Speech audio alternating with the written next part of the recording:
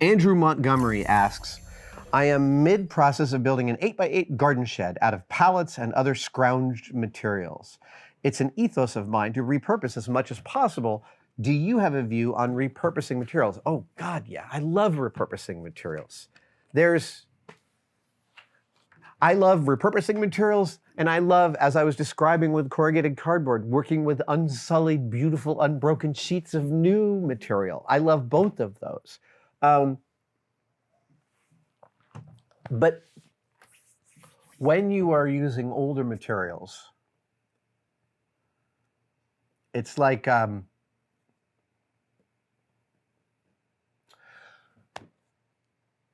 the Phoenix Fan Fusion last weekend, a fan who was a bookbinder got up and asked a question about, is there an era of bookbinding that I personally am attracted to and fascinated with? And I said, yes, I am really fascinated by the medieval scribes. They're taking information and rewriting it and sending it to libraries around, working on vellum. You know, paper was not easy to get. It was expensive. And it was so expensive that medieval scribes would often take a vellum manuscript that was considered unimportant, or maybe it was a double, and they would scrape the ink off the page and rescribe a new book onto it.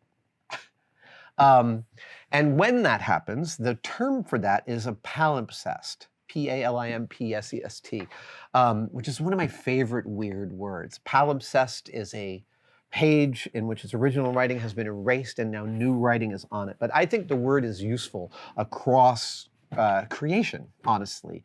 And when you are repurposing old palettes, the world becomes a sort of a palimpsest. You are repurposing these things into new formations, but they still carry their old stories with them. And if you are a found object sculptor, then that is literally the language you are speaking. And if you are a found object sculptor, I would love to tell you to pay attention to a couple of things. One is, it's really, really hard as a found object sculptor to combine objects in a way that transcends the objects themselves. I see lots of found object sculpture, because this was my bailiwick when I was official and showing my work a lot in galleries. That's how I would describe my work, a found object sculptor. And I would see a lot, and still do, a lot of found object art in which they found some cool objects that are slightly different and brought them together, but they don't cohere. And my friend Jakub said to me years ago, yeah, it's really hard to transcend the object. And it was a perfect way to phrase it. That's really what is required. When you are bringing disparate things together, when they work, it's because the amalgamation of them transcends each of their individual identities, the objects themselves. I don't know of a better way to say that. But objects carry stories with them, and when you take them apart and put them back together in new ways, I mean, I talked about this last time, right? The soapstone sink. Yeah.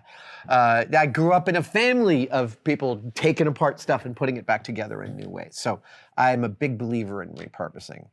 You got to watch out for the errant bits of nails in your pallet wood.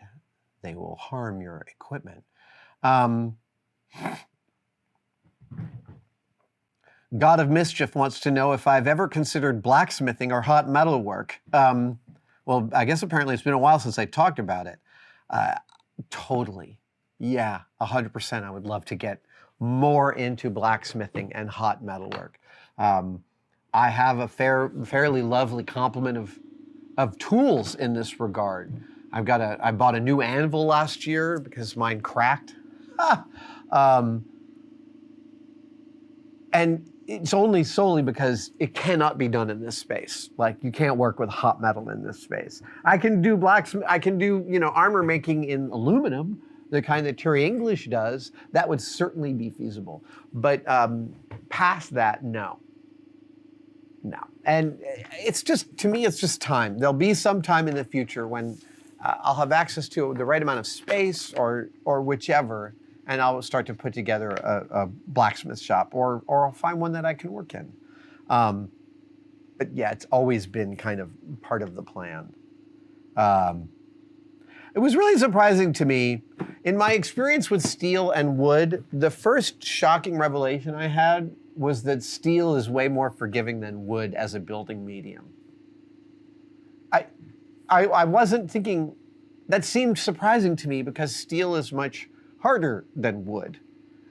Steel can scratch wood, wood can't scratch steel, wood can't do anything to steel. So how is steel more, how is it more forgiving? Because you can cut it away and you can weld it, you can grind it, and you can't see it. When you have to cut away parts of wood and scab other parts on, you can see it. It shows its history. Wood is a proper palimpsest, whereas steel can hide all of its former fabrication. All right. Danny Daniel. I love this community. I love these conversations, and I'm smiling because Danny Daniel asks, with all the recent changes, what has become your favorite and least favorite part of the shop?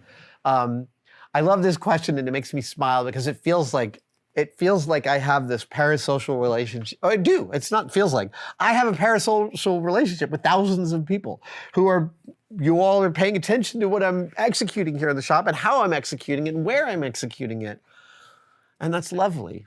And I'm also smiling because having done this changeover in January, we've now done 4 or 5 cons. And at every con, people come up and they're like, I love what you've done with the shop. It's really neat. And it just feels like, and they're saying it like my neighbor would say it, because it feels like we're neighbors, doesn't it?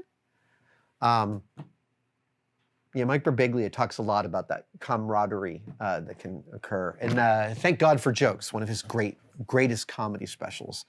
Last question, Thomas Esson has this very sweet one. Do you have a favorite career comeback, last hurrah, or swan song?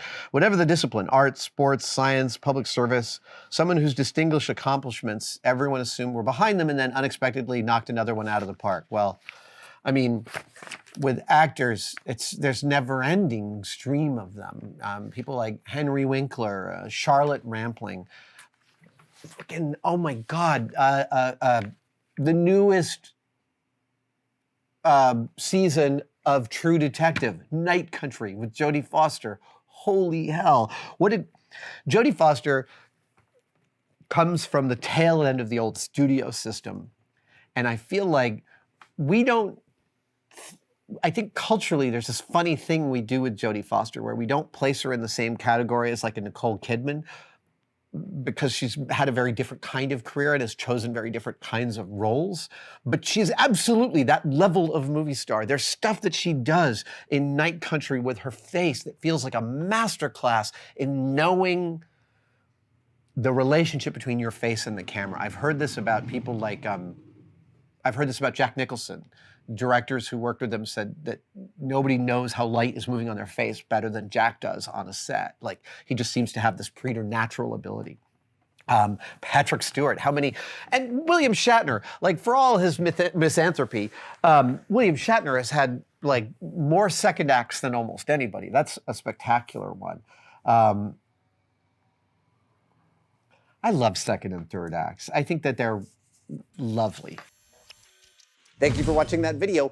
Are you as sick of the tosses to membership as I am? Good, because here's a brand new one that I recorded today, and it's nice and short. There are 3 tiers to Tested membership, and they all offer awesome stuff. Find out about it by clicking the join link below. We'll see you there.